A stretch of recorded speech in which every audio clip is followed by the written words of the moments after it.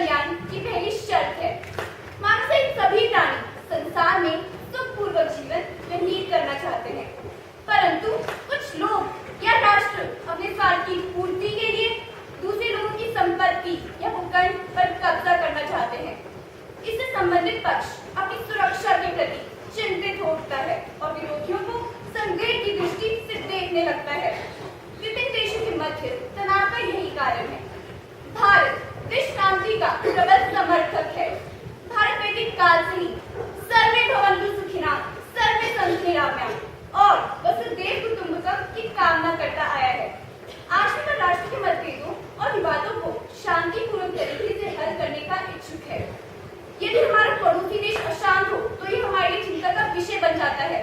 पड़ोसी देश की अशांति हमें जाने अनजाने में अवश्य प्रभावित करती है। हमारा पड़ोसी देश पाकिस्तान बात बात पर हमसे टकराने के लिए उतारू हो जाता है, क्योंकि भारत देश एक संपन्न राष्ट्र है। पाकिस्तान में शांति का वातावरण है। पाकिस्तान भारत के विरोधी गतिविधियों में लगा रहता है। जब पड़ोस अशांत हो तो तनाव की स्थिति पैदा हो जाती है। तनाव से जो लड़ाई छिड़ती है उससे भूखमरी, गरीबी, अकाल सब एक सिर उठा लेते हैं और देश कंगाल और व्याधियों के शिकार हो जाते हैं। हमारे देश के प्राचीन अर्थशास्त्री चाणक्य ने कहा था कि पड़ोसी देश एक दूसरे के स्वाभाविक शत्रु होते हैं। जिन्हें एक दूसरे के लिए बैर सिखाना नहीं पड़ता वह जन्मजात होता है। जैसे गांव और नगरों में रहने वाले पड़ोसियों के बीच शत्रुता हो जाने के कारण उनकी चैन की नींद हराम हो जाती है, वैसे ही देशों के बीच तनाव पैदा हो जाता है। उनकी सुरक्षा, शांति सब भंग हो जाती है। हमें हमारे पड़ोसियों का ज्ञान होना चाहिए। हमारे ऋषि मुनियों ने कहा है कि दुनिया में सबसे बड़ी चीज ज्ञान ही है। गीता भी कहती है कि ज्ञान से बड़ा पवित्रता शांति का कोई कारक नहीं। नो ही ज्ञाने सदृश्यम पवित्रमिह विद्यते।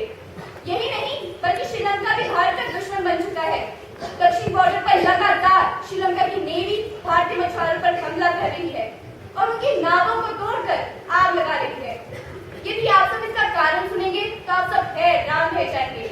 जब भारत और श्रीलंका के क्रिकेट मैच में श्रीलंका हार जाता है तो उनकी नेवी भारतीय मछुआरों पर हमला करने लगती है। न जाने की छोटी सी बात के कारण कितने मासूम लोग मारे गए। अब तो नेपाल भी चीन के साथ मिलकर भारत पर निगरानी रखे हुए है। आजादी के दौर से ही चीन और पाकिस्तान भारत के दुश्मन रहे हैं, परंतु अब उनके अलावा भूटान, बांग्लादेश, म्यांमार, श्रीलंका और अफगानिस्तान की भारत के प्रति अच्छी भावना नहीं। अंत में मैं अपनी वाणी को विराम देते हुए यही कहना चाहूंगी, मैं मिलना चाहती हूँ हमलावरों से और पूछना चाहती हूँ कुछ सवाल। क्यों है तुम्हें खून से इतना प्यार? क्यों करते हो तुम लाशों का व्यापार? धन्यवाद। जय भारत।